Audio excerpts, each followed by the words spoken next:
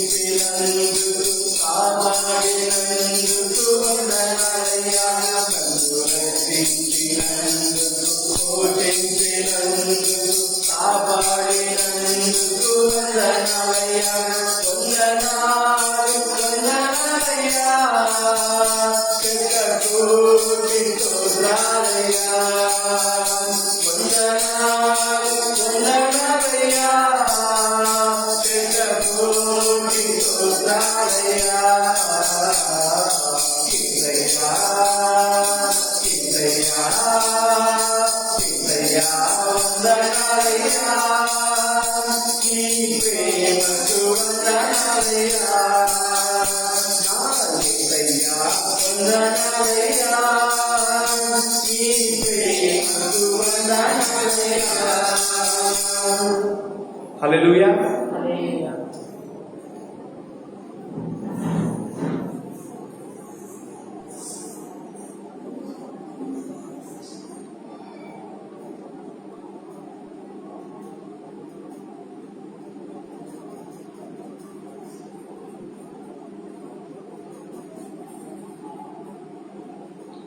ప్రేమ యేసయ్య ప్రేమ మారనిది మరువనిది వీడనిది ఎడబాయని పాట పాడుతున్నాం. దేవుని మహిమపరచుకుందాం.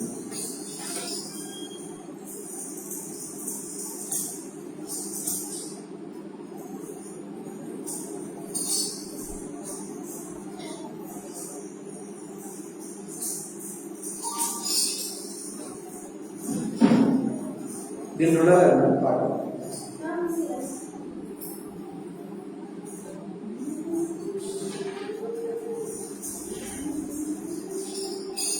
సాంఖ్యంలో నుంచి 74వ పాట. ప్రేమ యేసయ్య ప్రేమ మారనిది మరువనిది వీడనిది ఎడబాయనిది అనే పాట పాడుకుంటూ దేవుని ప్రేమ యేసయ్య ప్రేమ ప్రేమ యేసయ్య ప్రేమ ప్రేమ యేసయ్య ప్రేమ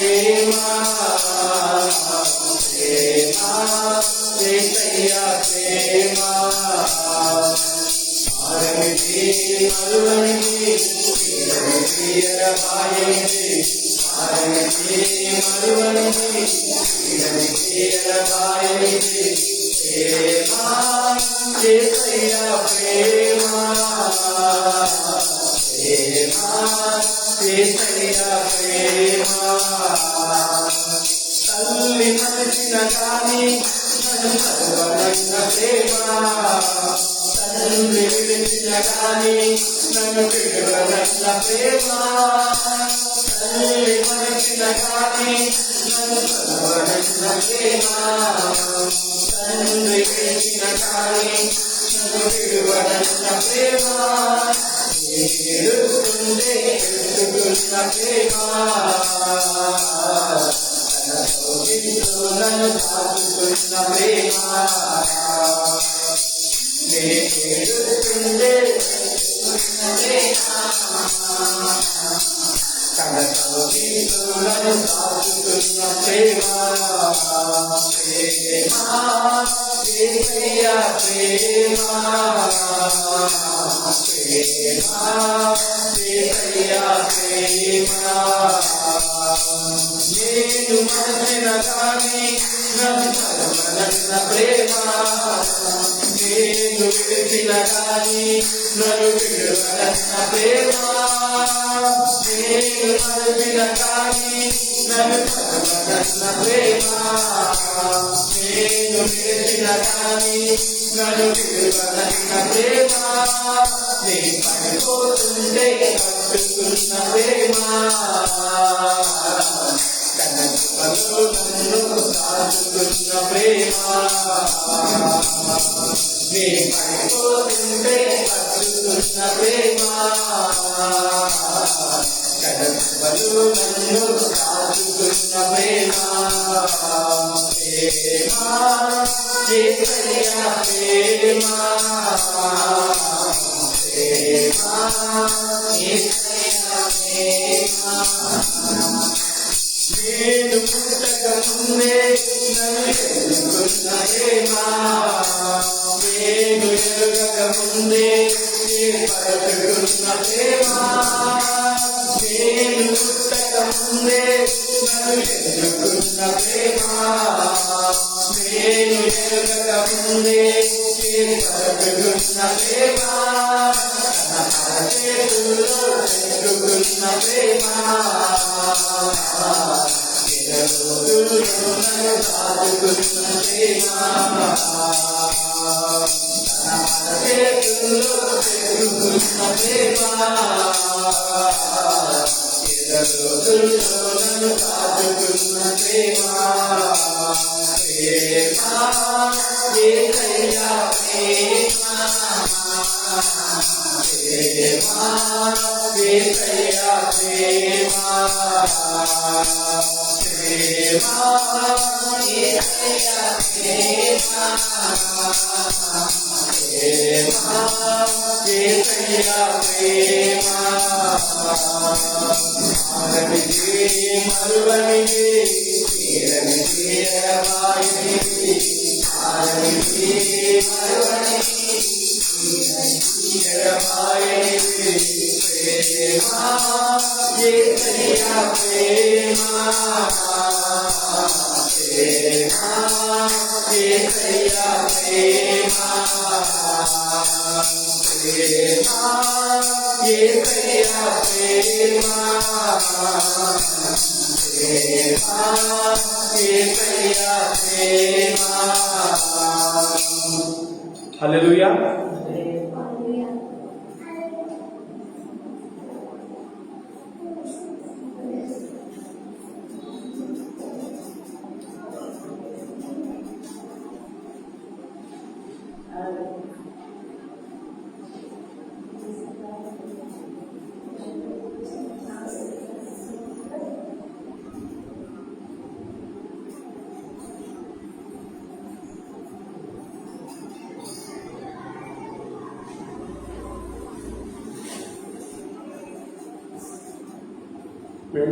అందరిలో పాడబడ్డాను. నా దగ్గర ఉండు ఓ యేసయ్య, నిన్ను విడిచి జీవించలేను అనే పాట పాడుకుంటూ దేవుని మైపరుచుకున్నాం.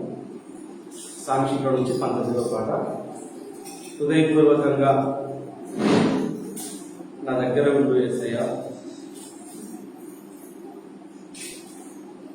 ఏం చేయాలో అర్థం కాని సమయాల్లో, చీకటి సమయాల్లో వెలుగుగా ఉండు, మరణ సమయంలో ఎదురుగా ఉండు, కన్నీటి సమయంలో తల్లిగా ఉండు, కొదువ సమయంలో తండ్రిగా ఉండు, వాక్యం చదవాలి. వాక్యం సమయంలో గురువుగా ఉండు, ప్రార్థన సమయంలో దేవునిగా ఉండు. నా దగ్గర ఉండు నా యేసయ్య అని దేవుని స్తుతించుకుంటూ మనము మన జీవితంలో మన హృదయంలో ఆహ్వానిద్దాం. నా దగ్గర ఉండు ఓ యేసయ్యా, నువ్వే జీవించలేను. నా దగ్గర ఉండు ఓ యేసయ్యా, నువ్వు లేక జీవించలేను.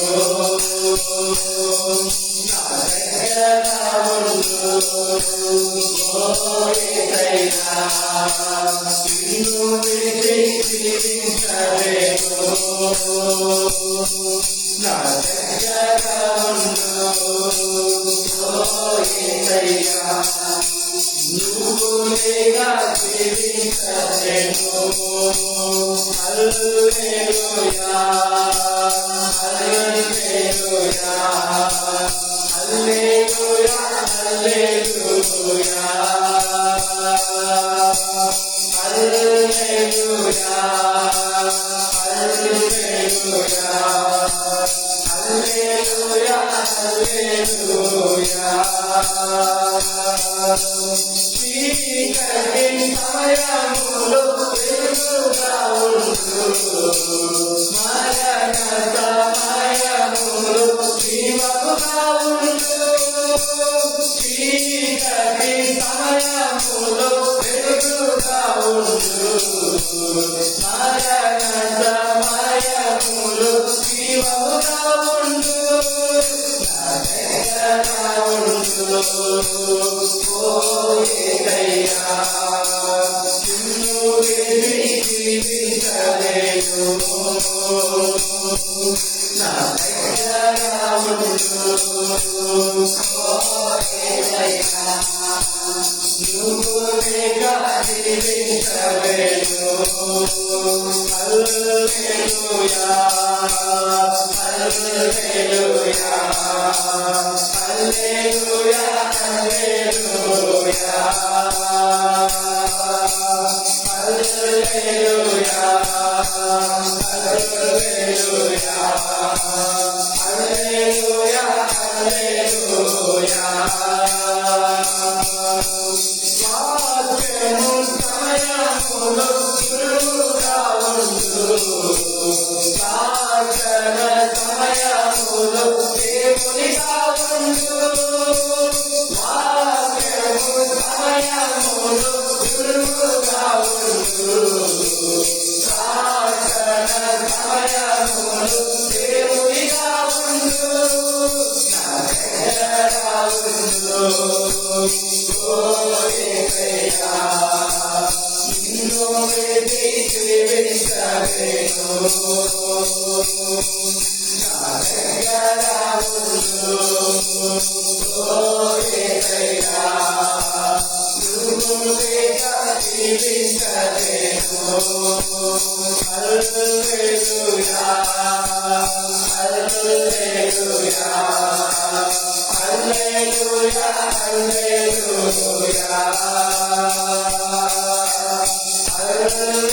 హల్లెలూయా, హల్లెలూయా,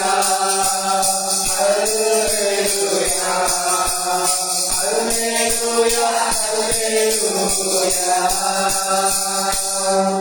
హల్లెలూయా.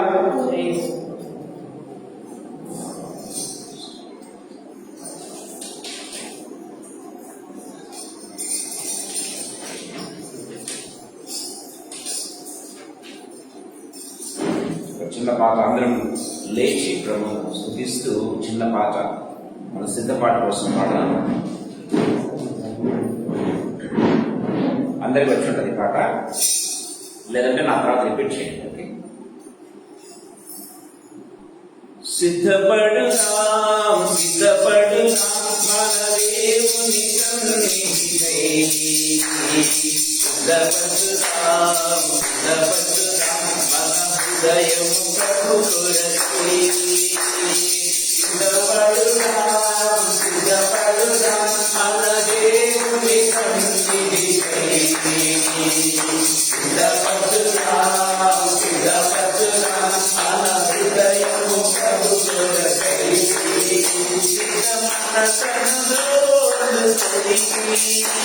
సమాధాన సువార్త చాటెదం సిద్ధ మనసను జోడు కొలికి సమాధాన సువార్త చాటెదం సమాధాన సువార్త చాటెదం సిద్ధపడుతాం సిద్ధపడుతాం పరదేవుని సన్నిధికై సిద్ధపడుతాం సిద్ధపడుతాం మన హృదయము ప్రభు కొరకై ప్రతి ఉదయమున ప్రార్థనతోని సన్నిధికి సిద్ధమగును జీవము కలిగిన వాకులకై నీ సన్నిధిలో వేడుకొందుము ప్రతి హృదయమున ప్రార్థనతో నీ సన్నిధికి సిద్ధమగును జీవము కలిగిన వాకులకై నీ సన్నిధిలో వేడుకొందుము మనసను జోడుకొని సమాధాన సువార్త చాటెదం మనసను జోడుకొని సమాధాన సువార్త చాటెదం సమాధాన సువార్త చాటెదం సిద్ధపడుతాం సిద్ధపడుతాం మన దేవుని సన్నిధికై సిద్ధపడుతాం సిద్ధపడుతాం మన హృదయము ప్రభు కొరకై సత్కార్యముకై సిద్ధపడి పరిశుద్ధతతో అన్ని వేళలయందు ప్రభు యేసుని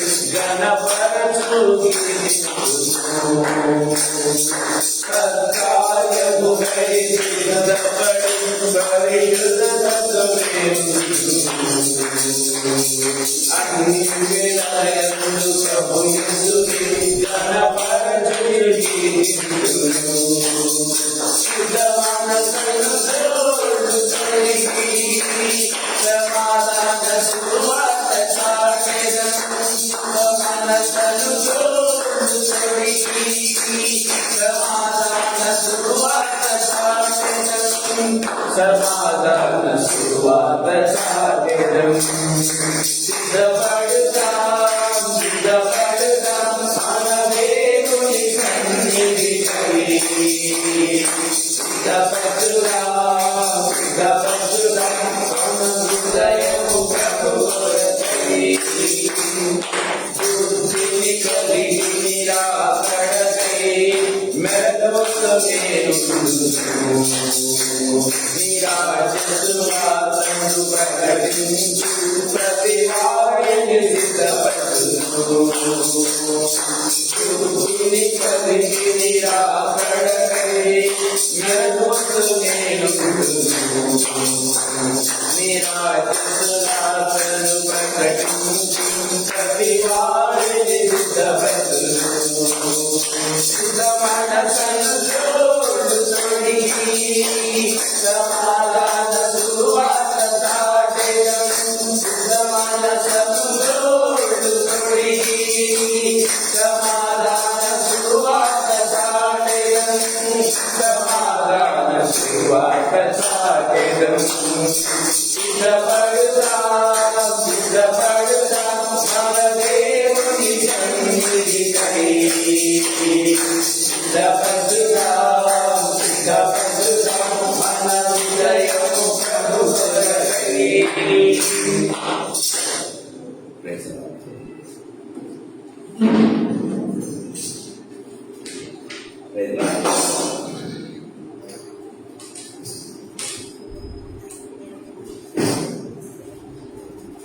చిన్న వాక్యం చదువుకుందాం. రూతు గ్రంథం 4వ అధ్యాయం 7 నుంచి 10 వరకు చదువుకుందాం. రూతు గ్రంథం 4వ అధ్యాయం 7 నుంచి 10 వచనాలు. ఇశ్రాయేలులో బంధు ధర్మమును గూర్చి గాని క్రయవిక్రయములను గూర్చి గాని ప్రతి సంగతిని స్థిరపరచుటకు పూర్వమున జరిగిన మర్యాద ఏదనగా ఒకడు తన చెప్పు తీసి తన పొరుగువానికి ఇష్టయ్యేది. ఈ పని ఇశ్రాయేలులో ప్రమాణముగా పెంచబడింది. ఆ బంధువుడు నీవు దానిని సంపాదించుకున్నామని బోయజుతో చెప్పి తన చెప్పు తీయగా, బోయజు ఎలిమెలెకునకు కలిగినది యావత్తును, కిలియోనుకును మహ్లోనుకును కలిగినది యావత్తును నయోమి చేతి నుండి సంపాదించిందని నేను అన్నందుకు మీరు ఈ దినంలో సాక్షులై ఉన్నారు. మరియు చనిపోయిన వాని పేరట అతని స్వాస్థ్యము స్థిరపరచినట్లును, చనిపోయిన వాని పేరు అతని సహోదరుల నుండి అతని స్థలం యొక్క ద్వారం నుండి కొట్టివేయబడక వింటున్నట్లును నేను మహ్లోను భార్యల రూతును మోయబీరాయిని సంపాదించుకొని పెళ్లి చేసుకొనిచున్నాను. దీనికి మీరు ఈ దినముల సాక్షులై ఉన్నారని పెద్దలతోనూ ప్రజలందరితోనూ చెప్పారు. Praise the Lord. చిన్న ప్రార్థన చేసుకుందాం.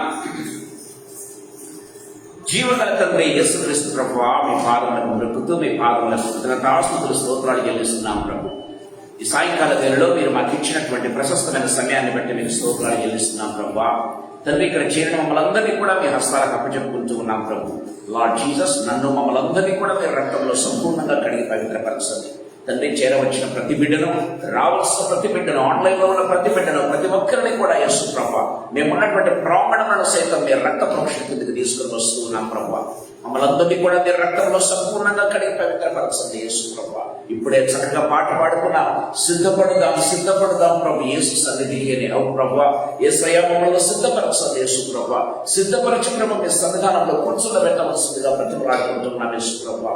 తండ్రి, మీ సన్నిధానంలో ప్రభువా మేము తండ్రి యోగ్యులకు కనపడినట్లు యేసు ప్రభువా జీవితంలో తండ్రి మీరు మార్చవలసిందిగా బ్రతిమలాడుకుంటున్నాం. ఇక్కడ చేరిన ప్రతి బిడ్డను యేసయ్య తండ్రి, వింటున్న ప్రతి బిడ్డను మీ సన్నిధానాలకు అప్పచెప్పుకుంటున్నాం యేసు ప్రభువా. మీ ఆత్మచేత అభిషేకించండి. ఈ ప్రాంగణాన్ని మీ ఆత్మచేత తండ్రి ప్రభువా నేను పరిశుద్ధపరచండి యేసు ప్రభువా. ప్రతి విధమైన డిస్టర్బెన్స్ ను యేసయ్య శక్తిగల నామములో బంధించవలసిందిగా బ్రతిమలాడుకుంటున్నాం. నన్ను సంపూర్ణంగా మీ సర్వచాలను మరుగుపరచండి. నా నాలుకలు, నా పెదవులను, నా నోటిని, నా స్వరాన్ని, నా తలంపులను మీరు ముట్టి తండ్రి హృదయంలో నుంచి, నోట నుంచి వచ్చే ప్రతి మాట కూడా అది కేవలం ఆత్మచేత ప్రేరేపించబడినదే. అది ఏ మనిషి మాట కాకుండా యేసు ప్రభువా తండ్రి కేవలం తండ్రి ప్రభువైనా ఆత్మచేత పుటం వేయబడి పరిశుద్ధాత్మ దేవుని తండ్రి మాటలు, పరిశుద్ధాత్మ దేవుని వాక్కు బయలుదేరటకు అనుగ్రహించండి.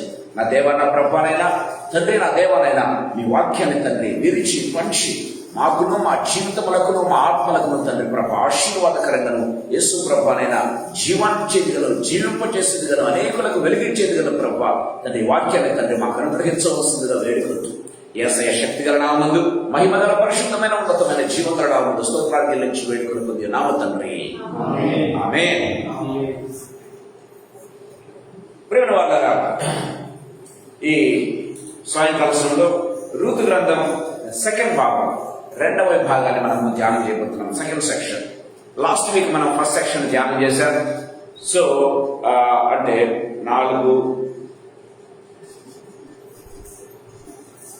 4 నుంచి 1 నుంచి 6 వచనాలు చూస్తున్నట్టున్నాం కదా. సో ఇప్పుడు 7 నుంచి 10 వచనాలు మనం ధ్యానం చేసుకుంటూ ఉన్నాం.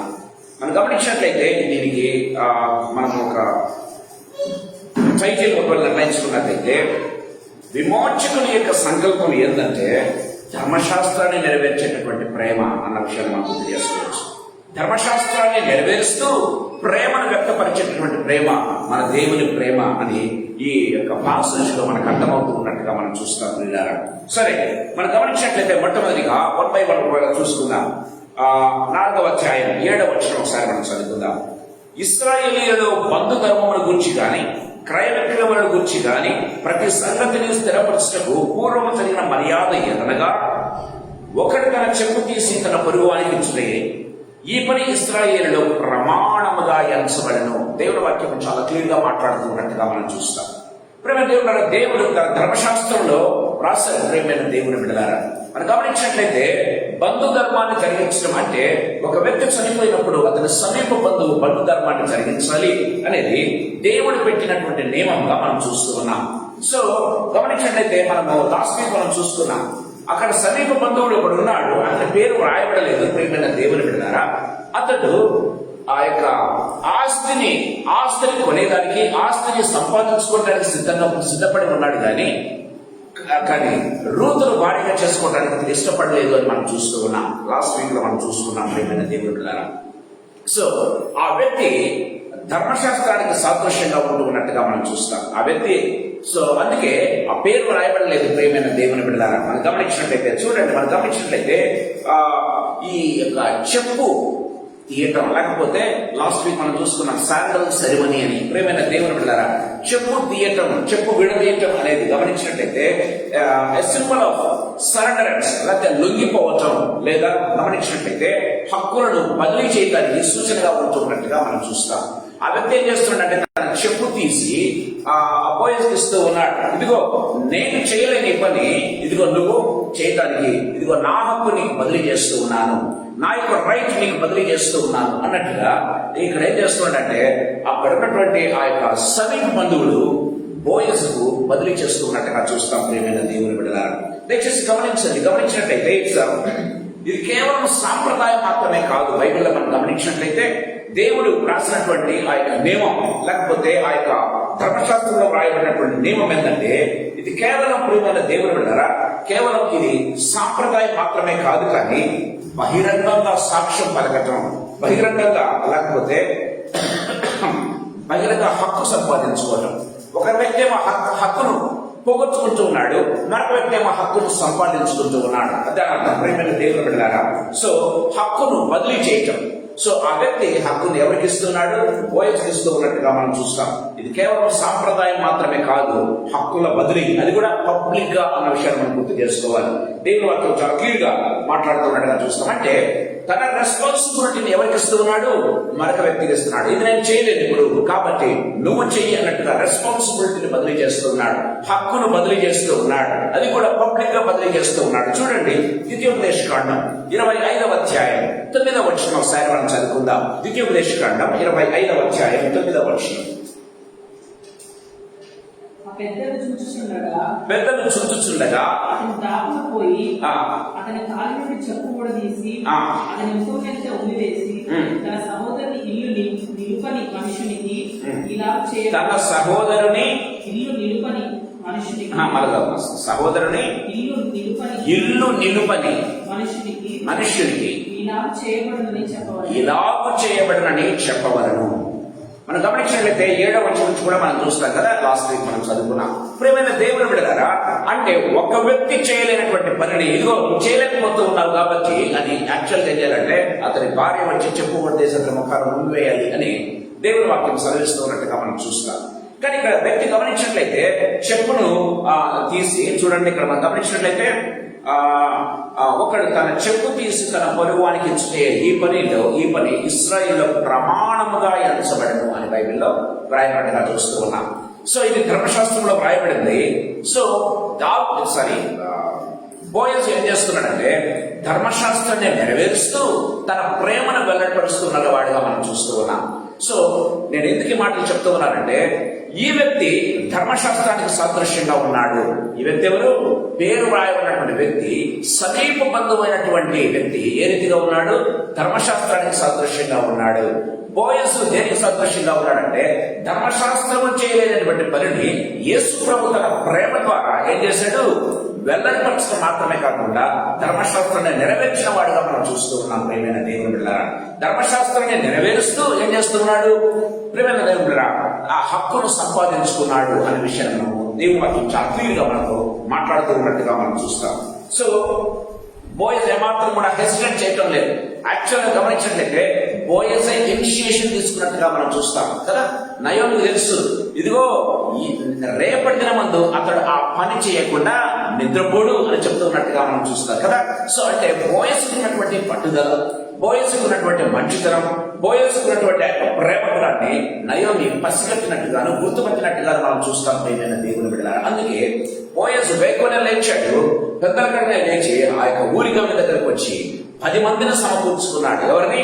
పెద్దలందరినీ సమకూర్చుకుని వారితో పాటు కూర్చుంది ఆ యొక్క సమీప బంధువులను కూడా పిలిచి లేకపోతే ఒక పంచాయతీ లాగా, లేకపోతే ఒక కోర్టు లాగా అక్కడ చేసి మాట్లాడుతూ ఉన్నట్టుగా మనం చూస్తాం ప్రియమైన దేవుని బిడ్డలారా. ఆ పబ్లిక్ లో ఆ పెద్దలందరి ఎదుట ఆ వ్యక్తి ఇది నాకు కాదు, ఇది నాకు చేత కాదు, ఇది ఈ పని నువ్వే చెయ్యాలంటే బోయస్ దాన్ని విల్ఫుల్ గా తీసుకున్నాడు, ప్రేమపూర్వకంగా తీసుకున్నాడు, ఇష్టపూర్వకంగా తీసుకున్నాడు ప్రియమైన దేవుని బిడ్డలారా. That's what Bible says very clearly ప్రియమైన దేవుని బిడ్డలారా.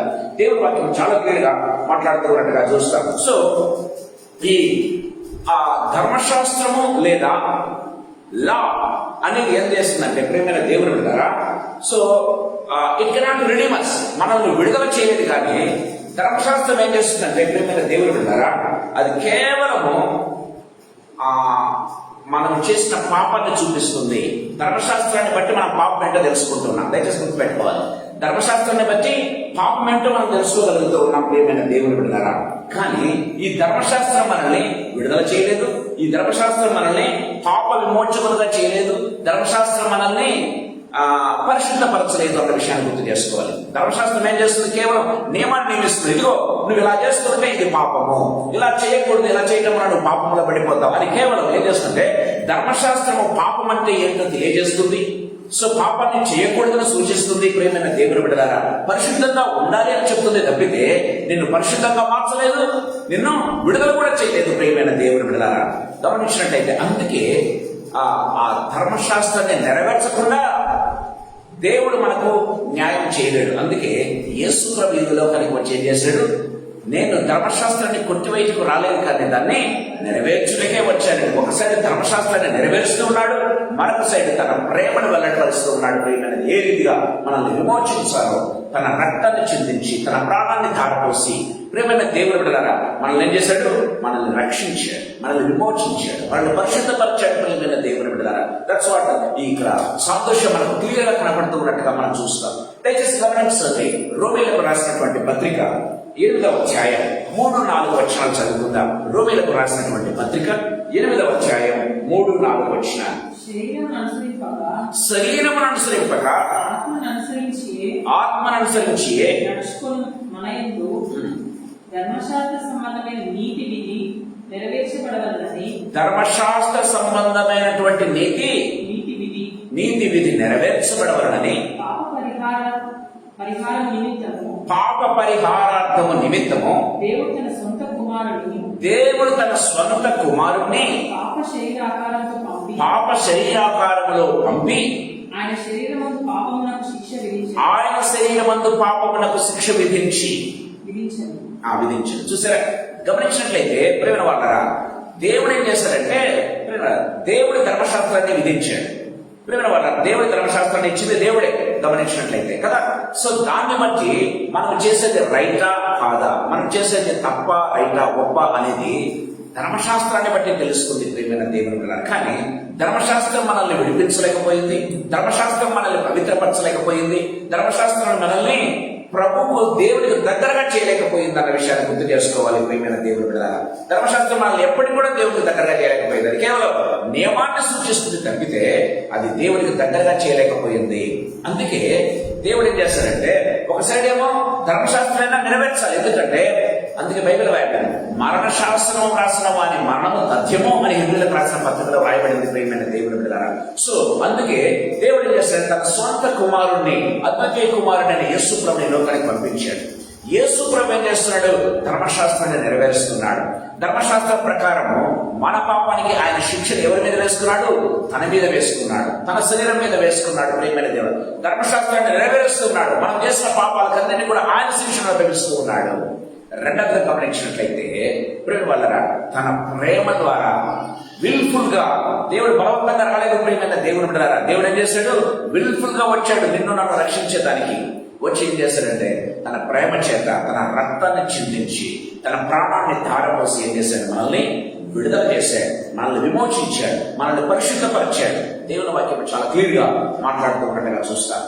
బోయస్ యేసు ప్రభుకు సాదృశ్యంగా ఉంటే ఆ వ్యక్తి ధర్మశాస్త్రానికి సాదృశ్యంగా ఉన్నాడు. నేను చేయలేదయ్యా అని చెప్పేశాడు. ఆ యొక్క హక్కును ఎవరు తీసుకున్నారు? బోయస్ తీసుకున్నాడు. అదే రీతిగా ధర్మశాస్త్రము చేయలేని పనిని ఎవరు చేశాడు?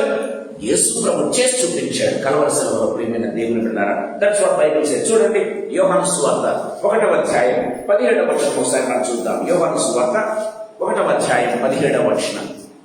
ధర్మశాస్త్రము మోషే ద్వారా అనుగ్రహించబడెను. మా ధర్మశాస్త్రము మోషే ద్వారా అనుగ్రహించబడెను. కృపయు సత్యమును యేసుక్రీస్తు ద్వారా కలిగెను. యేసుక్రీస్తు ద్వారా కలిగెను. Praise the Lord. ఎంత చక్కటి మాట ప్రియమైన వాళ్ళారా. ధర్మశాస్త్రం అనేది నిన్ను ఎత్తి చూపించేది, నీ పాపాన్ని ఎత్తి చూపించేది, నీ యొక్క లోపాలను చూపించేది ధర్మశాస్త్రము. ప్రేమైన మోషే ద్వారా ఇవ్వబడితే, ప్రేమైన దేవుని బిడ్డలారా, దేవుని వాక్యం సెలవిస్తుంది, కృపయు సత్యమును యేసుక్రీస్తు ద్వారా అనుగ్రహించబడ్డాయి. దేవుని వాక్యం చాలా క్లియర్ గా మాట్లాడుకుంటాగా చూస్తాం. యేసయ్య ప్రేమ ఏం చేస్తుంది తెలుసా? మన శిక్షను ఆయన మీద వేసుకోవడానికి, ధర్మశాస్త్రాన్ని నెరవేర్చడానికి ఆయన లోకానికి వచ్చాడు. లాస్ట్ వీక్ అంతకు చూసుకున్నాం. నేను ధర్మశాస్త్రాన్ని కొట్టివేయటం రాలేదు, కానీ దాన్ని నెరవేర్చడానికే వచ్చాను అని యేసు ప్రభు చాలా క్లియర్ గా కరాఖండితంగా చెప్పినట్టుగా మనం చూస్తూ ఉన్నాం. ఏమైనా దేవుడు కదా, దేవుడి వాక్యం చాలా క్లియర్ గా మనతో మాట్లాడుతున్నట్టుగా చూస్తాం. చూడండి, 8 తరం చూస్తున్నాం. 9-10 వచనాలు చదువుకుందాం. 9-10 వచనాలు. బోయజు ఎలిమెలెకునకు కలిగిన యావత్తును, కిల్యోనును మహలోనును కలిగిన యావత్తును నయోమి చేతి నుండి సంపాదించిందని నేను అన్నందుకు మీరు ఈ దినమున సాక్షులై ఉన్నారు. మరియు చనిపోయిన వారి పేరిట అతని స్వాస్థ్యము స్థిరపరచినట్లును, చనిపోయిన వారి పేరు అతని సహోదరుల నుండి అతని స్థలం యొక్క ద్వారం నుండి కొట్టివేయబడక ఉండినట్లును నేను అమ్నోను భార్య రూతును మోయబీయురాలిని సంపాదించుకొని పెళ్లి చేసుకొనిచున్నాను. దీనికి మీరు ఈ దినమున సాక్షులై ఉన్నారని పెద్దలతోనూ ప్రజలందరితోనూ చెప్పాను. Praise the Lord. So Boaz ఒక డిక్లరేషన్ చేస్తున్నాడు. బోయజ్ పబ్లిక్ గా ఏం చేస్తున్నాడు? పెద్దలందరి సమక్షంలో, అక్కడ ఏమైందండి? పెద్దలతోనూ ప్రజలందరితోనూ బైబిల్ రాయబడింది. పెద్దలతోనూ ప్రజలందరితోనూ ఒక డిక్లరేషన్, ఒక స్టేట్మెంట్ ఇస్తూ ఉన్నాడు, ఒక ప్రమాణం చేస్తూ ఉన్నట్టుగా మనం చూస్తాం. ప్రియమైన దేవుడు, ఇది దేనికి సూచనగా ఉందో తెలుసా? ప్రియమైన వాళ్ళరా, పెళ్లి నిశ్చితార్థానికి సూచనగా ఉంటూ ఉన్నట్టుగా చూస్తాం. ఎంగేజ్మెంట్ కు సూచనగా ఉంటూ ఉన్నట్టుగా మనం చూస్తాం. ఎంగేజ్మెంట్ లేకపోతే నిశ్చితార్థంలో ఏం చేస్తారు? పెద్దలందరూ కలిసి వస్తారు. ప్రియమైన దేవుని బిడ్డలారా, సో ఏం చేస్తారు? నేను ఈ అమ్మాయిని నేను చేసుకోబోతూ ఉన్నాను అని చెప్పేసి ఒక డిక్లరేషన్ ఇస్తారు. ప్రియమైన వాళ్ళారా, ఆ దినం నుంచి ఆమె అతనికి భార్యగా ఉంటుంది. అంటే ఫిజికల్ గా కాకపోయినా కూడా బైబిల్లో రాయబడింది. చూడండి, మనకు నిశ్చితార్థం కాగానే దేవుని వాక్యంలో సెలవిస్తుంది. చూడండి, మత్తయి సువార్త 1వ అధ్యాయంలో మనం చూసినట్లయితే, మత్తయి సువార్త 1వ అధ్యాయం 18వ వచనం 19వ వచనం చదువుకుందాం. యేసుక్రీస్తు జనానికి మెట్లనగా ఆయన తల్లి అయిన మరియ యోసేపునకు ప్రదానం చేయబడిన చేయబడిన తర్వాత వారి యొక్క పాపమునకు ఆమె పరిశుద్ధాత్మ వలన గర్భవతిగా ఉండెను. ఆమె భర్త అయిన యోసేపు. నెక్స్ట్ వర్షన్ ఏమంది? ఆమె భర్త అయినటువంటి యోసేపు అని బైబిల్ రాయబడింది. నేను వాళ్ళు అప్పుడు ఇంకా పెళ్లి కాలేదు వాళ్ళందరూ. ఏమైంది? కేవలం నిశ్చితార్థం మాత్రమే జరిగింది, కానీ బైబిల్లో రాయబడింది ఆమె భర్త అయినటువంటి యోసేపు అని బైబిల్లో రాయబడినట్టుగా మనం చూస్తూ ఉన్నాం. సో నిశ్చితార్థం జరగగానే, లేకపోతే ప్రధానం జరగగానే, ప్రేమైన దేవుని బిడ్డలారా, వాళ్ళు దేవుని దృష్టిలో భార్యాభర్తలు, దేవుని వాక్యం చాలా క్లియర్ గా మాట్లాడుతున్నట్టుగా మనం చూస్తాం. Only the significance of physical, లేకపోతే ఆ మ్యారేజ్ అనేది ఒక జంతు ఒకటి జరగాలి తప్పితే, ప్రేమైన దేవుడురా, నిశ్చితార్థంలోనే దేవుడు ఏం చేస్తాడంటే వారిని భార్యాభర్తలుగా చూస్తూ ఉన్నాడు అనేది బైబిల్ సత్యం అనేది దేవుని వాక్యం చాలా క్లియర్ గా మాట్లాడుతున్నట్టుగా మనం చూస్తాం. ఇక్కడ ఏం చేస్తున్నాడంటే, ప్రియమైన దేవుడు ద్వారా ఈ వ్యక్తి ఒక మ్యారేజ్ కవనెంట్, ఏమంటారు? మ్యారేజ్ కవనెంట్ అంటే ప్రమాణం కదా, నిబంధన.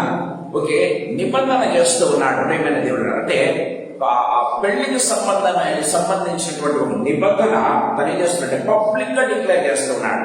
ఇదిగో మీరందరూ నాకు సాక్షులు, మీరు పెద్దలు ఉంటున్నారు కదా, మీరందరూ నాకు సాక్షులు. ఇదిగో ప్రజలారా మీరందరూ ఉన్నారు కదా, దీనికి మీరు సాక్షులు. నేను కిల్యోను మహలోని యొక్క వారి యొక్క స్వాస్థ్యాన్ని సంపాదించుకోవడం మాత్రమే కాదు, మహలోని యొక్క భార్యను నేను పెళ్లి చేసుకోబోతున్నాను అనే దానికి మీరందరూ సాక్షులు అని చాలా క్లియర్ గా చెప్తూ ఉన్నట్టుగా మనం చూస్తాం. ఈజ్ డిక్లేరింగ్ పబ్లికల్లీ ప్రియమైన దేవుని బిడ్డలారా. ఎందుకు ఈ మాటలు చెప్తూ ఉన్నారంటే యేసు ప్రభు యొక్క మన అంటే పెళ్లి కుమారుని యొక్క పెళ్లి అని మనం చూస్తున్నాం. సెకండ్ కమింగ్ లో మనం చూస్తాం ప్రియమైన దేవుడు. కానీ యేసు ప్రభు మొదటిసారి లోకానికి వచ్చినప్పుడు ఏం చేశాడంటే కల్వరి శిలువలో డిక్లేర్ చేసేసాడు. కల్వరి శిలువలో ఏం చేశాడు?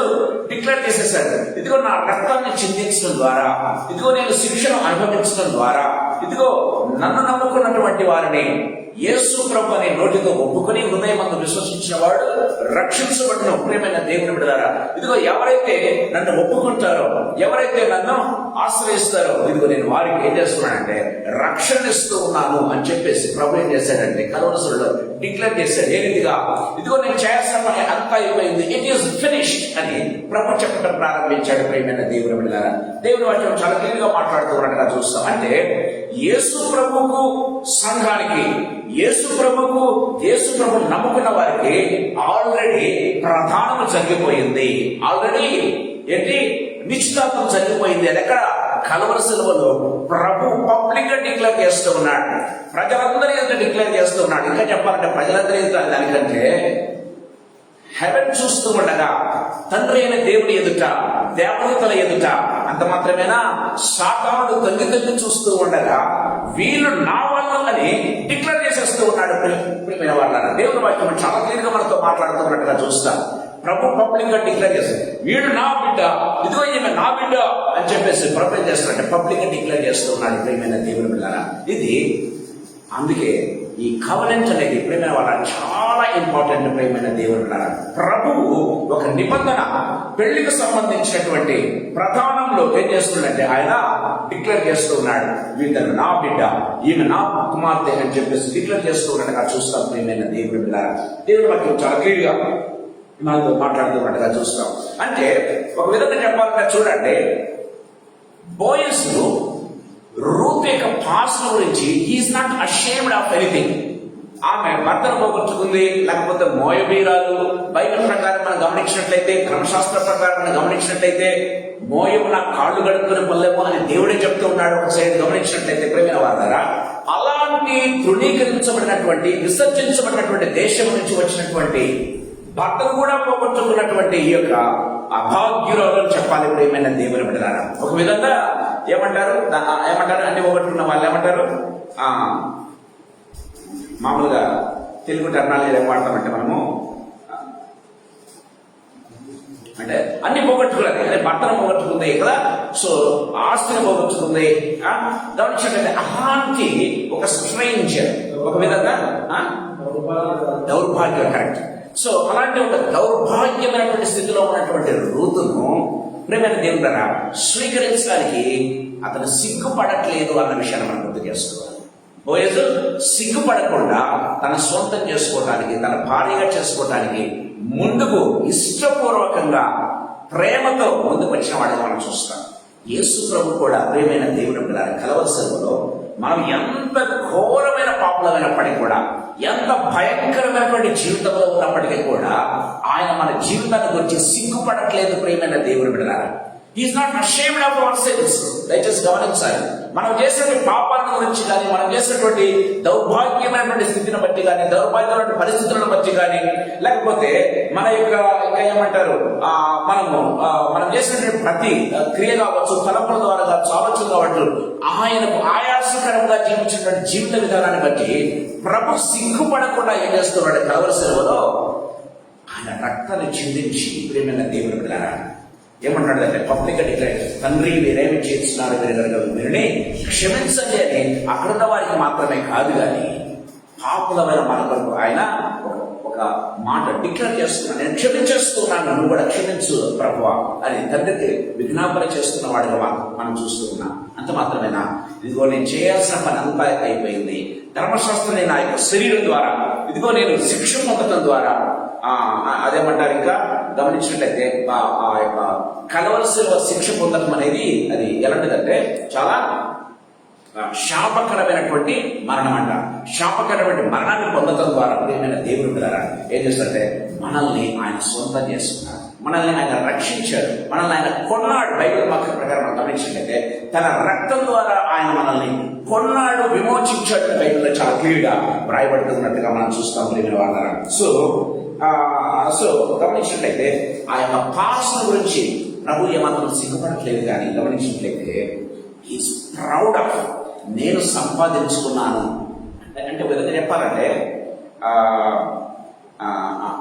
ఒక బిడ్డను తల్లి కనేటప్పుడు ప్రియమైన దేవుడు ఎంత ప్రసవేదన పడుతుందో అంత ప్రసవేదన పడుతూ గమనించినట్లయితే బిడ్డను కనగానే ఏమంటుందో తెలుసా, మనం చూస్తాం హన్నా కానీ లేకపోతే బైబిల్లో రాహేలు కానీ వీళ్ళని నేను ప్రభు కృప వలన ఒకరిని సంపాదించుకున్నానని సంతోషంతో చెప్పడం ప్రారంభిస్తారు కదా.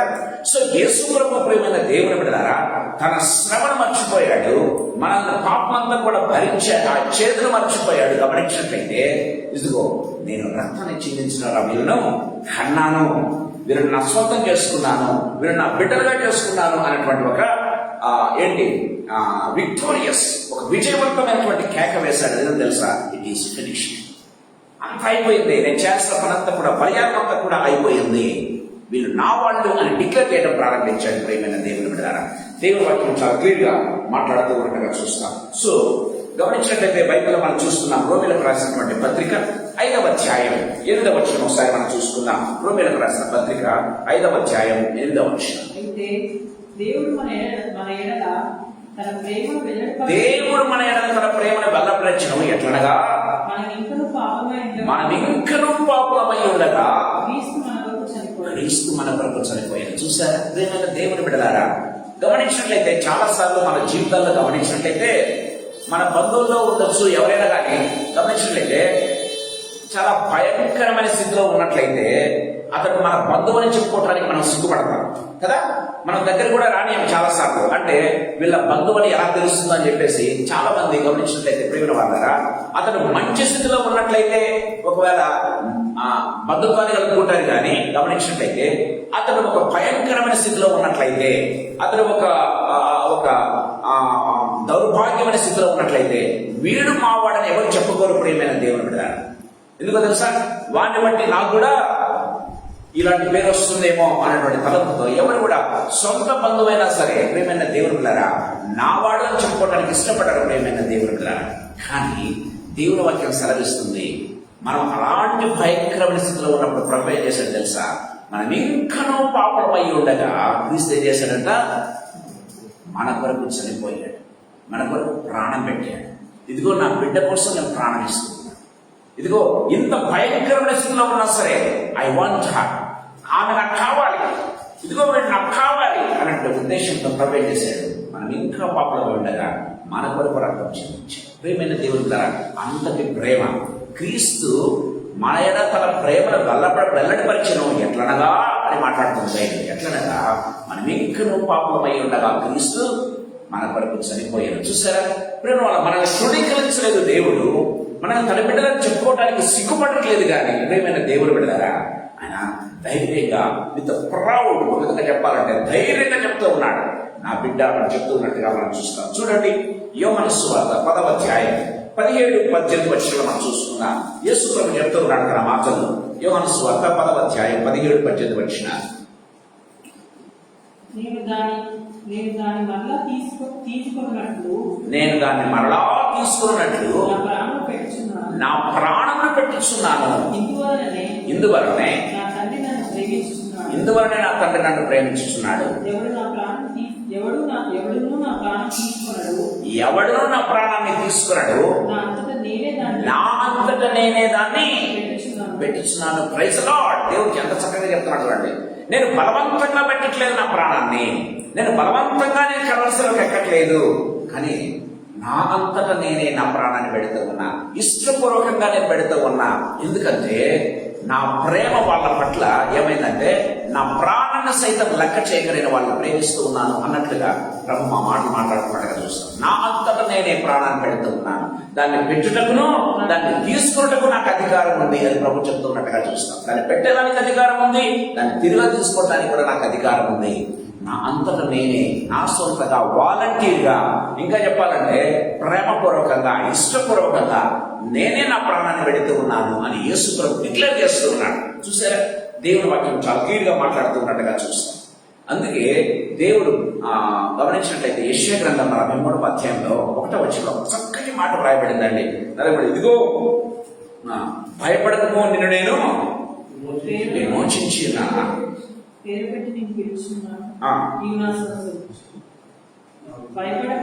భయపడకము, పేరు పెట్టి నిన్ను పిలిచి ఉన్నాను. నీవు నా సొత్తు, నిన్ను విమోచించి ఉన్నానని చెప్తాడు. చూడండి,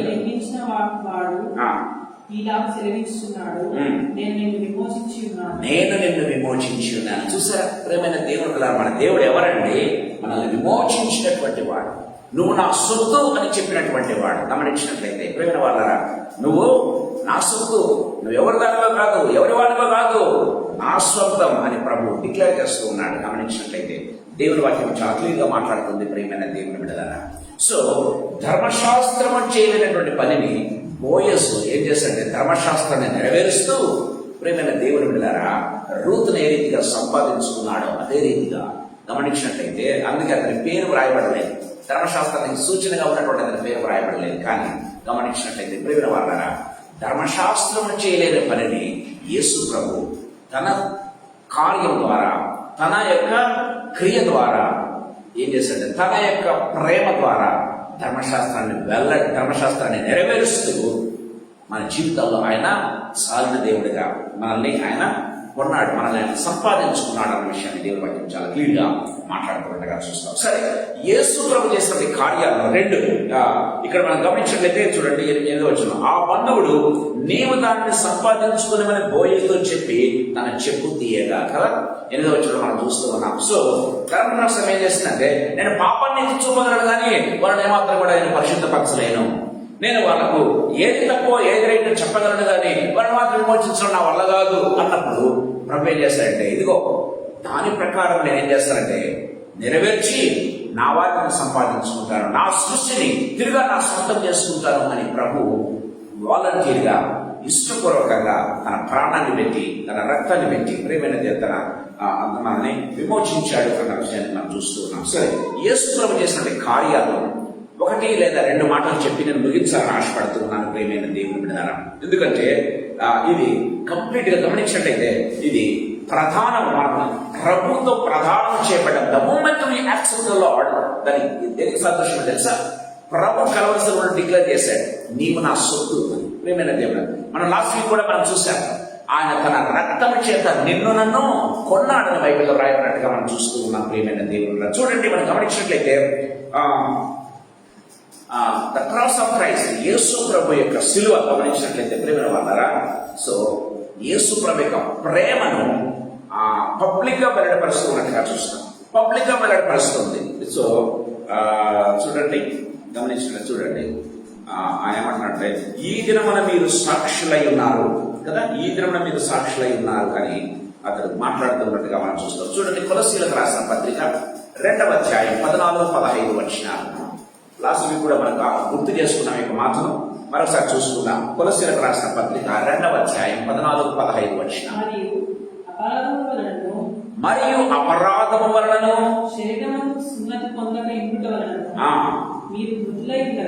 మీరు మృతులై ఉండగా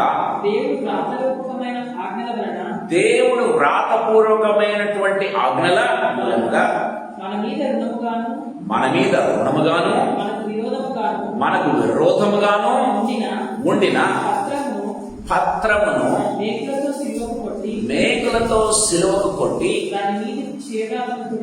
దాని మీద చేవ్రాతను తుడిచివేసి, దయచేసి గమనించాలి, చాలా జాగ్రత్తగా వినాలి, దాని మీద చేవ్రాతను తుడిచివేసి మనకు అడ్డము లేకుండా దానిని ఎత్తివేసి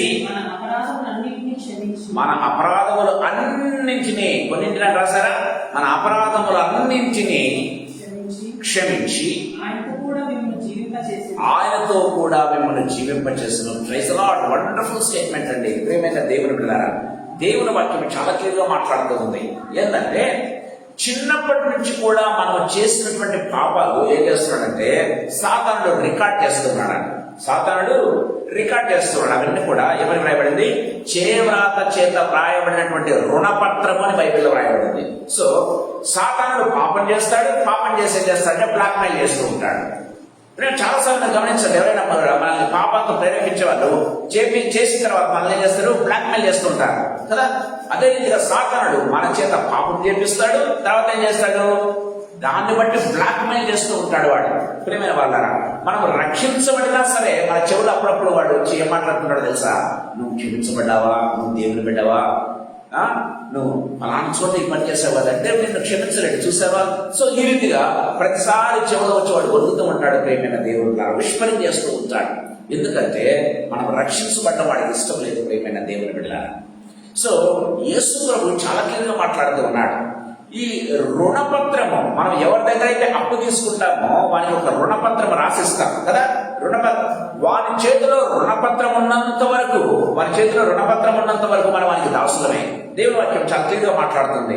అప్పు చేసిన వాడు అప్పిచ్చిన వానికి దాసుడు అని బైబిల్ చెప్తూ ఉంది. ప్రేమైన దేవుని బిడ్డలారా, వాడు ఏం చేస్తున్నాడు?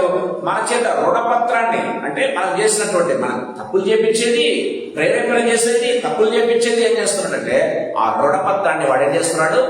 తన దగ్గర దాచిపెట్టుకుంటూ ఉన్నాడు. ప్రతిసారి చూపుతాడు దాన్ని, ప్రతిసారి దాన్ని చూపిస్తాడు. ఇదిగో నువ్వు తప్పు చేస్తావు, ఇదిగో ఇదిగా ఇంకోటి చేస్తావు, చూసావా ఇంకోటి ఉంది నా చిట్టని కొందరు అంటుంటారు, నీ పాపాల చిట్ట నా దగ్గర ఉంది అని కదా. సో సాతాను ఏం చేస్తాడంటే మన పాపాల చిట్ట అంతా దగ్గర పెట్టుకున్నాడంట, మన రుణపత్రాలనే దగ్గర పెట్టుకున్నాడు. అప్పుడప్పుడు ఒక్కొక్కసారి ఒకదాన్ని చూపించి మనల్ని భయపెడుతూ ఉంటాడు. ఒక్కొక్కసారి ఒకదాన్ని చూపించి మనల్ని ఏం చేస్తుంటాడు?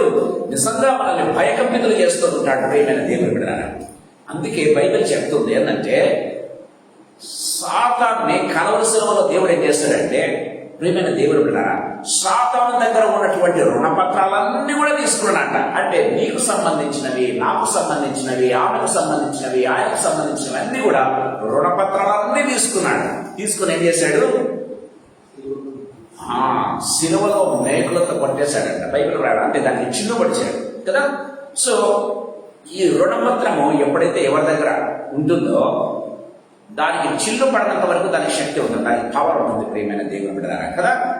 తర్వాత చిల్లు పడిన తర్వాత వాడు కోర్టుకు పోయినా చల్లదు. వాడు కోర్టుకు పోయినా కూడా దానికి ఒక్కసారి చిల్లు పడకుండా చూసుకోవాలి దానికి కదా, బాగుంటుంది. ఎందుకంటే మనం అప్పు ఎక్కడ ఏం చేస్తారంటే దానికి బొక్క పడుస్తుంటారు, లేకపోతే చిల్లు పడేస్తుంటారు, అంతే దానికి ఇంకా పవర్ లేదు అన్నట్టు, దానికి పవర్ లేదు అన్నట్టు. ప్రేమ వల్ల దేవుడు ఏం చేశాడంట? ఆ రుణపత్రాలన్నీ కూడా తీసుకున్నాడంట. మన అందరికి సంబంధించిన లోకంలో చేసిన ప్రతి పాపికి సంబంధించిన రుణపత్రాలు సాతాను దగ్గర నుంచి తీసుకుని దానికి చిల్లు పడిచేశాడు. ఏ రీతిగా? మేకులతో సెలవు కొట్టేశాడంట. మేకులతో సెలవు కొట్టేసి ఇంకా సెలవు కొట్టివేసినా లేకపోతే ఇంకా దానికి పానం లేకపోయినా కూడా దాని అక్షరాలు ఎక్కడ కనపడతాయో అని చెప్పేసి ఏం చేశాడు? దాన్ని బైబిల్ రాయబడి చూడండి, తన కొట్టి దాని మీద చేవ్రాతను తుడిచివేసి, చూడండి చాలా జాగ్రత్తగా, దాని మీద ఉన్నటువంటి చేవ్రాత ఇంకా ఉంటాయి చూసారా, అవి తుడిచివేశాడు. తుడిచివేశాడంటే అర్థం ఏంటి? ఆ దాంట్లో ఉన్నటువంటి ఆ రుణపత్రాలు చీలతో కొట్టబడినటువంటి దాంట్లో మరక కూడా కనపడకుండా, దాంట్లో ఉన్నటువంటి ఇంకి కూడా కనపడకుండా ఏం చేశాడంట?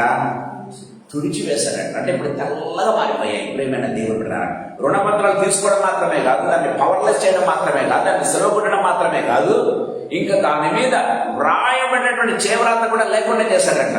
ప్రియమైన వాళ్ళారా, అంటే ఇంకా సాతాను కూడా కనుక్కోలేడు. ప్రియమైన దేవుడు బిడ్డలారా, దేవుడు మర్చిపోతున్నాడు, సాతానికి కూడా కనపడకుండా చేస్తూ ఉన్నాడు. దయచేసి గమనించండి. అందుకే నీ పాపాలన్నీ కూడా దేవుడు ఏమంటాడు? నా వీపు వెనక పారవేస్తూ ఉన్నాను అన్నాడు కదా.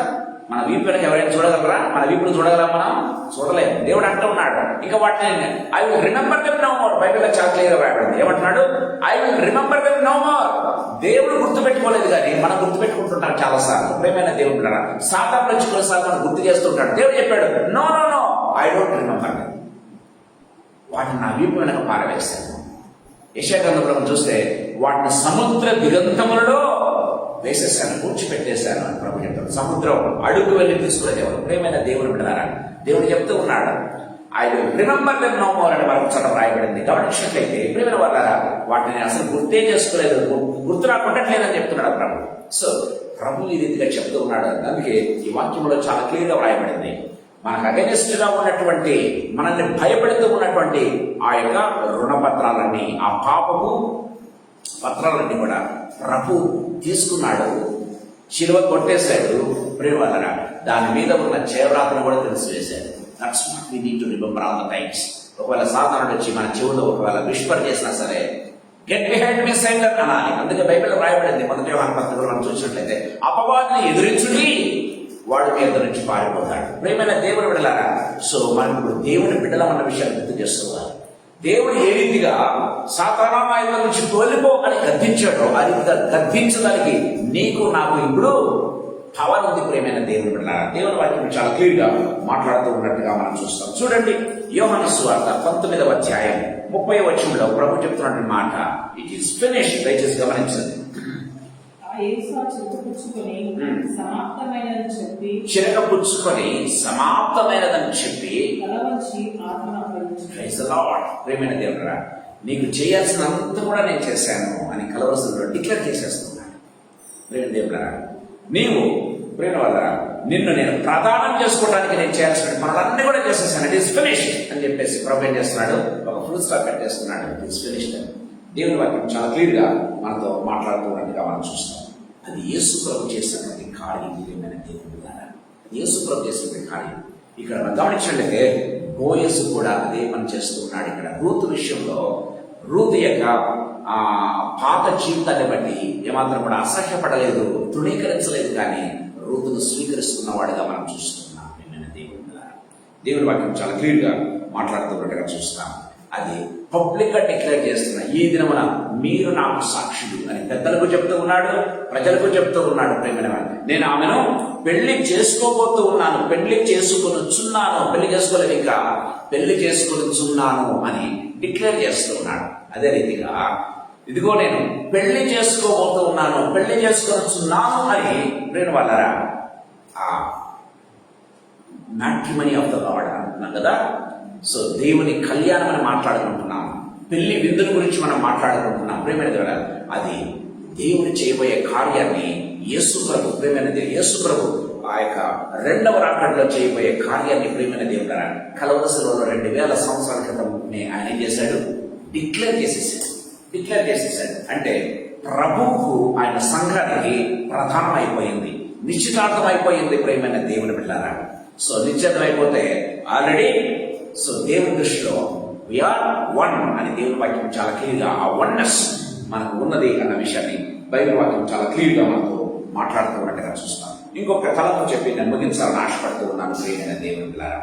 సో ఏంటంటే అప్లికేషన్ ఇంతవరకు మనం చూస్తున్నాం. ముఖ్యంగా 3 విషయాలు నేను మీ దగ్గర తీసుకుని వచ్చాను ప్రియమైన దేవుని బిడ్డలారా. ఆ వ్యక్తి చేయలేని పని బోయజ్ చేశాడు కదా. ఆ వ్యక్తి చేయలేనటువంటి పనిని బోయజ్ హక్కుగా స్వీకరించాడు, ప్రేమతో స్వీకరించాడు, తన ప్రేమను వెల్లడిపరిచాడు. గమనించినట్లయితే రెండవదిగా పబ్లిక్ గా డిక్లేర్ చేశాడు, పబ్లిక్ గా డిక్లేర్ చేస్తూ ఉన్నాడు. దానికి అంతటికి నేను చేస్తూ ఉన్నాను, దీనికి మీరు సాక్షులు అని చెప్తున్నట్టుగా మనం చూస్తాం. సో ప్రభు కూడా ఆ రీతిగా చేశాడని మనం చూస్తున్నాం. మన జీవితాల్లో గమనించినట్లయితే ప్రేమైన వాళ్ళగా ఒక విషయం మనం గుర్తు చేసుకోవాలి. చిన్న మాట చెప్పి నేను ముగించాలని ఆశపడుతున్నాను. Ruth cannot redeem her self. తన జీవిత కాలం అంతా ప్రయాసపడినా కూడా Ruth cannot redeem her self. అంటే అర్థం ఏంటి? రూత్ తను తాను ఏమి చేసుకోలేదు, యాక్చువల్గా అంటే విమోచించుకోలేదు. గమనించినట్లయితే రూతు తన జీవిత కాలం ప్రయత్నం చేసినా సరే తను విమోచించుకోలేదు. అదే రీతిగా గమనించినట్లయితే ప్రేమైన వాళ్ళరా, we cannot save hour cells. మనం ఆల్రెడీ పాపంలో ఉన్నాం కాబట్టి పాపంలో ఉన్నటువంటి మన పాపం నుంచి మనం విమోచింపబడలేము. మనం ఎన్ని ప్రయత్నాలు చేసినా కూడా మనం విమోచింపబడలేము అన్న విషయాన్ని గుర్తు చేస్తున్నాం. చాలా మంది ఏం చేస్తుంటే పాపాలను పోగొట్టుకోవడానికి ఈ పని చేద్దాం, ఆ పని చేద్దాం, ఆ కొండనే పోదాం, ఈ గుంతలో పోదాం, చాలా మంది ప్రయత్నాలు చేస్తుంటారు. ఏ ప్రయత్నం చేసినా మనల్ని పాపం విడిచిపెట్టదు. ఆ పాపంలో నుంచి మనము విమోచింపబడలేము. మన ప్రయత్నాల ద్వారా, మానవ ప్రయత్నాల ద్వారా ఇది జరిగే పని కాదు అన్న విషయాన్ని ఇక్కడ చాలా క్లియర్ గా మాట్లాడుతూ ఉన్నట్టుగా చూస్తాం.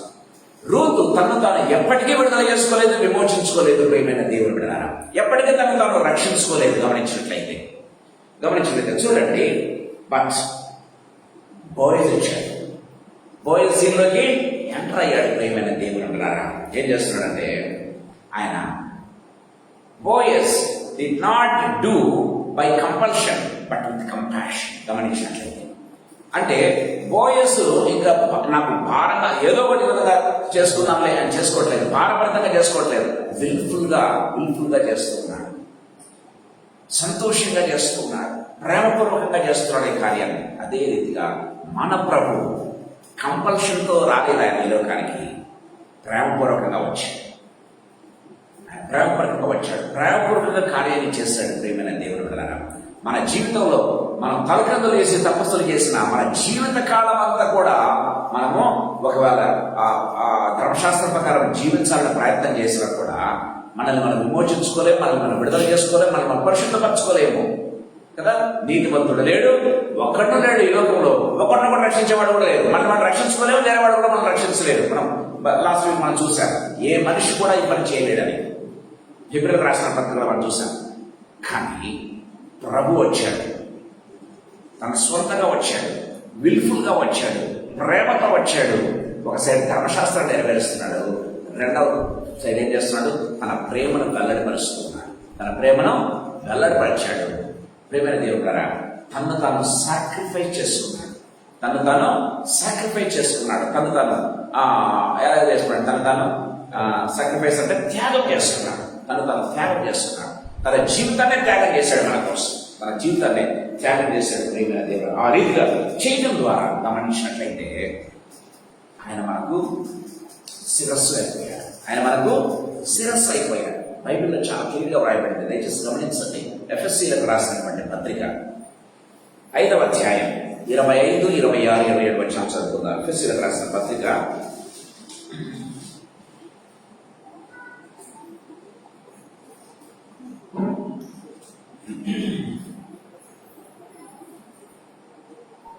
20-27 వచనం. పురుషులారా, మీరు మీ భార్యలను ప్రేమించుడి, అటువలే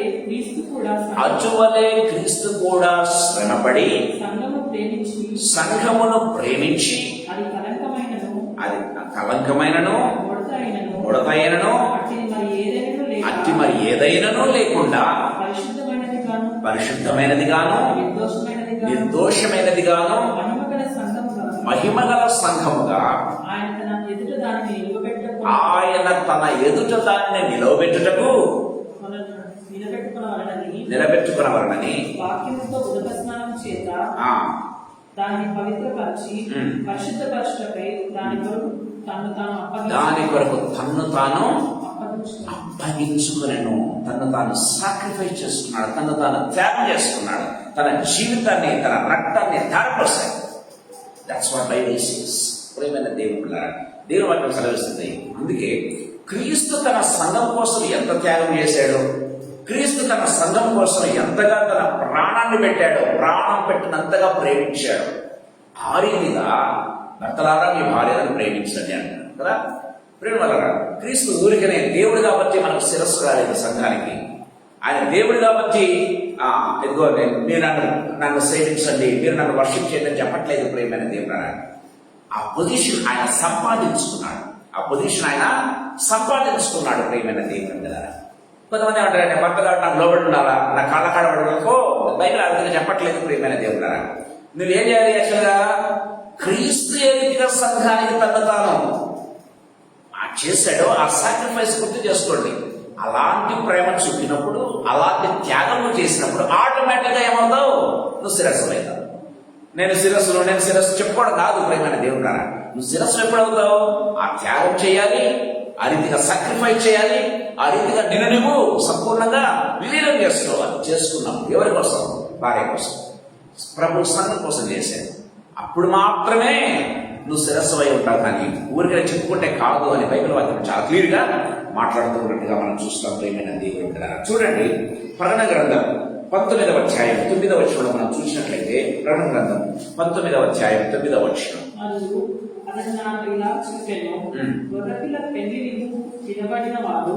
గొర్రెపిల్ల పెండ్లి విందుకు పిలవబడిన వారు ధన్యులని వ్రాయము, మరియు ఈ మాటలు దేవుని యథార్థమైన మాటలని నాతో చెప్పాడు.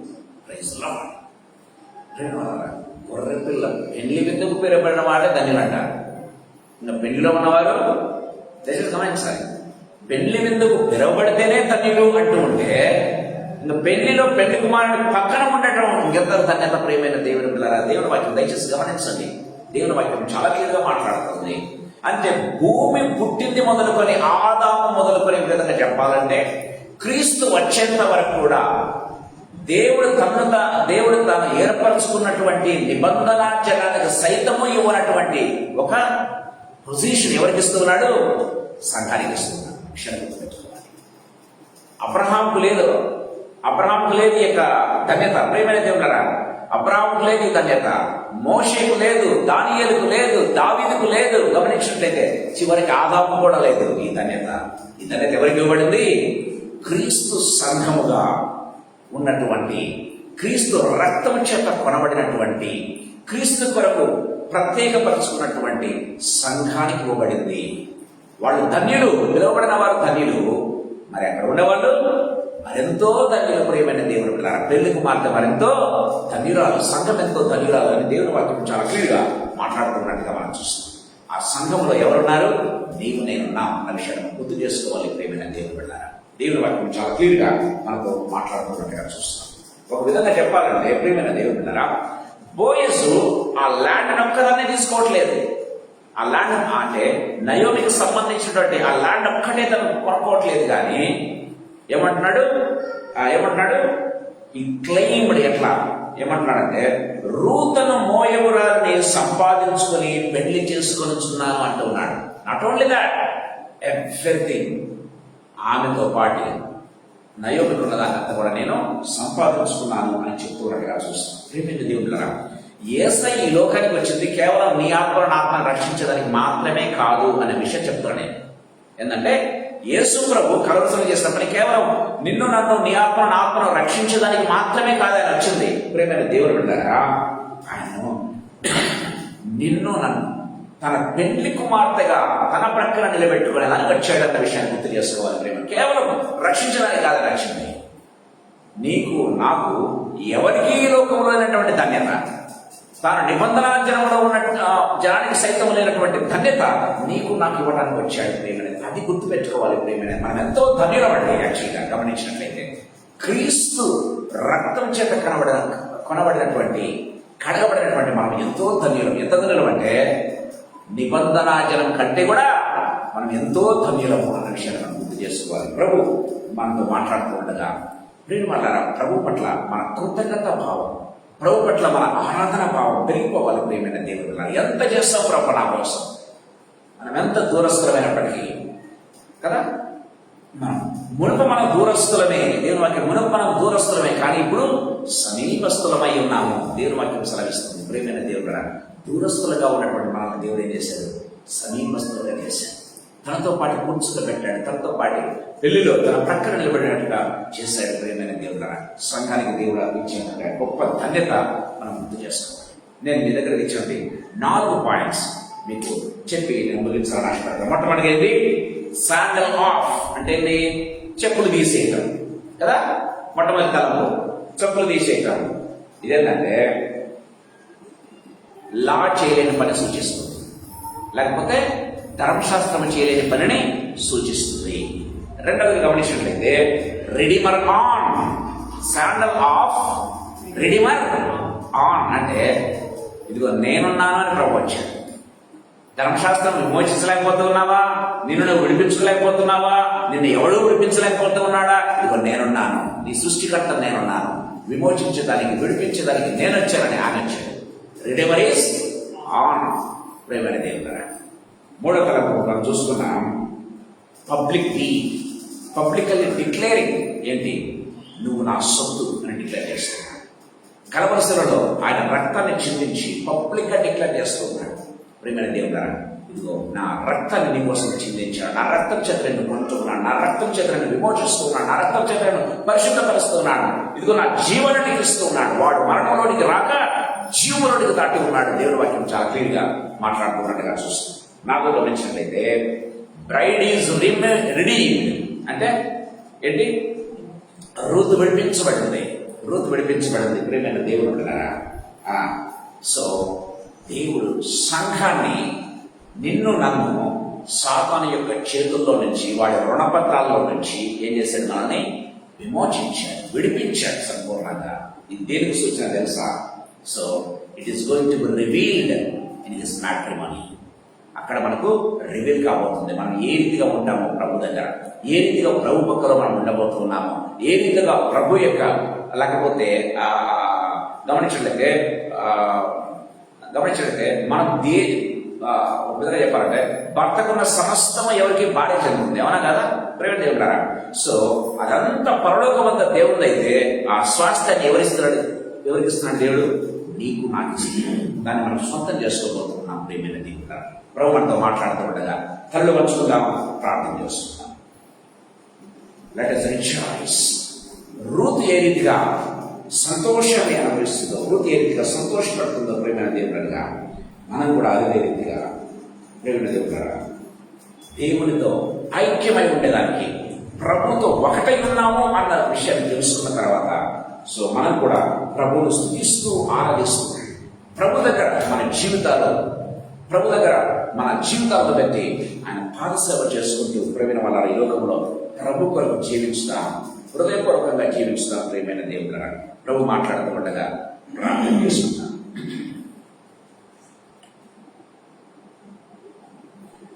జీవగల తండ్రి యేసుక్రీస్తు ప్రభువా, మీకు వందనాలు, కృతజ్ఞతాస్తుతులు, స్తోత్రాలు చెల్లిస్తున్నాను ప్రభువా. ఈ సాయంకాల సమయంలో ప్రభువా మీరు వివరించినటువంటి తండ్రి ప్రభువా, ప్రతి మాటను బట్టి మీకు స్తోత్రాలు చెల్లిస్తున్నాం. యేసయ్యా, ధర్మశాస్త్రం తండ్రి మేము చేసిన పాపాలను ఎత్తి చూపిస్తుంది తప్పితే మమ్మల్ని విమోచించలేకపోయింది ప్రభువా.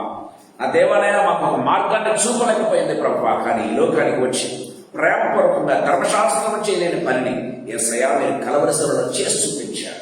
అది కూడా ప్రేమతో చేసి చూపించారు, విల్ఫుల్ గా చేసి చూపించారు తండ్రి ప్రభా. మీకై మీరు స్వంతగా చేసి చూపించారు. నా ప్రాణాన్ని నేను పెడుతూ ఉన్నాను అని మీరు చెప్పారు యేసు ప్రభా.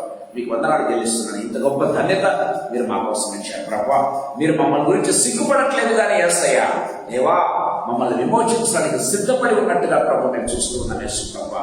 తండ్రి, ఈ లోకంలో తండ్రి మేము అనేక సార్లు సిగ్గుపడుతూ ఉంటాం ఎవరైనా మావాలని చెప్పుకోవడానికి, కానీ యేసయ్యా మీరు అలా చేయకుండా యేసయ్యా మా కోసం మీరు సిద్ధపడి ఈ లోకానికి వచ్చారు తండ్రి ప్రభా. మా కోసం తండ్రి మీరు సాక్రిఫైస్ చేశారు యేసు ప్రభా.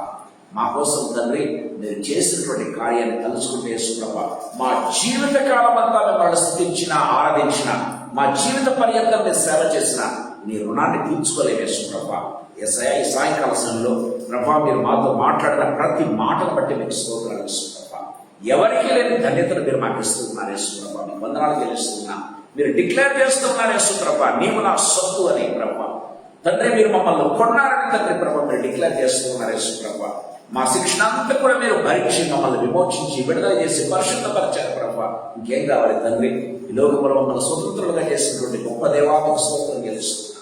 మమ్మల్ని నడిపించండి ప్రభా. తండ్రి మీ చెయ్యి పట్టుకుని తండ్రి ప్రభాలైనా మీ చేతనే మమ్మల్ని నడిపించండి యేసు ప్రభా.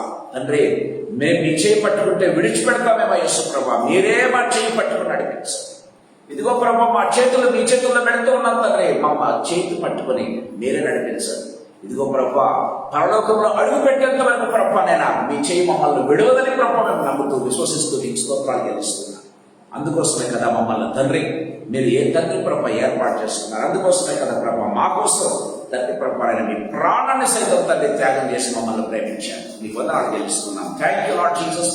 తండ్రి, ఈ కృతజ్ఞతా భావంతో మా జీవిత పర్యంతాన్ని సేవ చేసే గొప్ప కృపను మాకు ప్రసాదించండి. మిమ్మల్ని ప్రేమించి ఆరాధించే గొప్ప ధన్యతను మీరు మాకు అనుగ్రహించండి. మీకు స్తుతులు చెల్లిస్తున్నాం ప్రభా. ఇక్కడ చేరిన ప్రతి బిడ్డను, ఈ మాట్లాడిన ప్రతి బిడ్డను పేరు పేరున దీవించండి. యేసయ్యా, పేరు పేరున దీవించండి. ఎవరైతే మాటలు వింటున్నారో వారందరి మీద తండ్రి దేవుని కృపావర్షము కుమరించబడినదాకా in the name of Jesus. తండ్రి ప్రభానైనా మీ ఆత్మ అభిషేకం వారి మీదకు వచ్చుదాకా యేసయ్యా ఒక కమిట్మెంట్ తమ జీవితాల్లో చేసుకుని తండ్రి మీకోసం జీవించి గొప్ప కృపణ తండ్రి నీ ప్రియ బిడ్డలందరికీ ప్రసాదించండి. మీకు స్తోత్రాలు చెల్లిస్తూ మమ్మల్ని మీ హస్తములకు అప్పచెప్పుకుంటూ ఇదిగో ప్రభా మా జీవితాలు మరొకసారి మీకు సమర్పణ చేసుకుంటూ యేసయ్య శక్తిగల నామందు మహిమగల పరిశుద్ధమైన ఉన్నతమైన జీవగల నామందు స్తోత్రాలు చెల్లించి వేడుకొని పొంది ఉన్నాము తండ్రి. ఆమేన్.